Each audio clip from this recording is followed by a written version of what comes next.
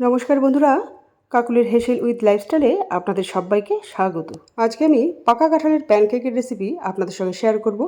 রেসিপিটি তৈরি করার জন্য আমি এখানে বেশ কয়েক কোয়া কাঁঠাল নিয়ে তার থেকে বীজগুলো ছাড়িয়ে নিচ্ছি। বন্ধুরা, রেসিপিটি আপনারা দেখতে থাকুন। যদি রেসিপিটি আপনাদের ভালো লেগে থাকে তাহলে প্লিজ এই রেসিপিটিকে লাইক ও শেয়ার করে দেবেন, আর এই চ্যানেলটিকেও সাবস্ক্রাইব করে দেবেন, আর তার সাথে সাথে পাশে থাকা বেল আইকনটি ও অল বাটনটাও প্রেস করে দেবেন, যাতে আমি কোনো নতুন ভিডিও আপলোড করার সঙ্গে সঙ্গেই আপনাদের কাছে খুব সহজেই পৌঁছে যায়। সব কোয়া থেকেই বীজগুলো বের করে নিয়েছি। আমি এখন এই কোয়াগুলোকে পেস্ট করে নিয়ে এই পাত্রের মধ্যে ঢেলে দিলাম।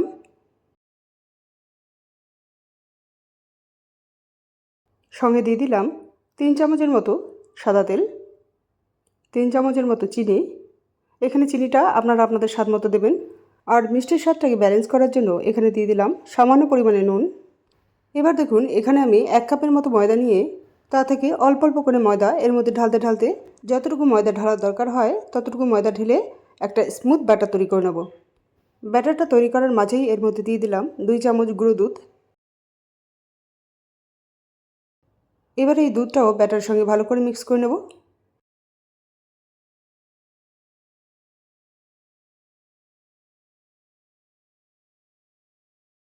এই ব্যাটারটা আর একটু ঘন করব, তার জন্য আর একটু ময়দা এর মধ্যে দিয়ে দিলাম। তারপর এই ময়দাটাকেও এই ব্যাটার সঙ্গে ভালো করে মিক্স করে নিচ্ছি।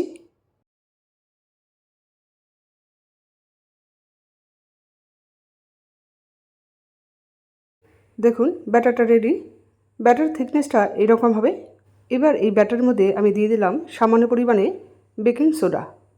আর এই বেকিং সোডাকে কার্যকরী করার জন্য এর মধ্যে দিয়ে দিলাম 1 চামচের মতো লেবুর রস। এবার এই খাবার সোডা আর লেবুর রসও এই ব্যাটারের সঙ্গে ভালো করে মিক্স করে নেব। তারপর একটা ফ্রাইং প্যান গরম করে নিয়ে একটু তেল ব্রাশ করে নিচ্ছি।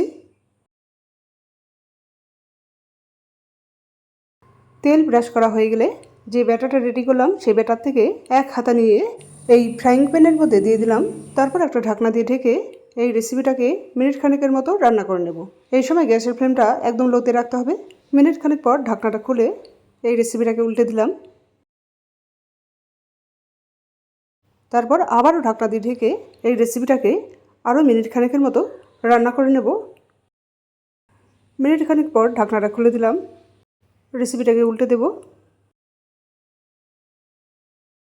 দেখুন, এই সেটটাও সুন্দরভাবে হয়ে গেছে। এই প্যানকেকটা পুরোপুরি রেডি, তাই অনেকটি পাত্রে তুলে নিয়ে ঠিক একইভাবে পরের ব্যাচের প্যানকেকগুলো ভেজে নেব।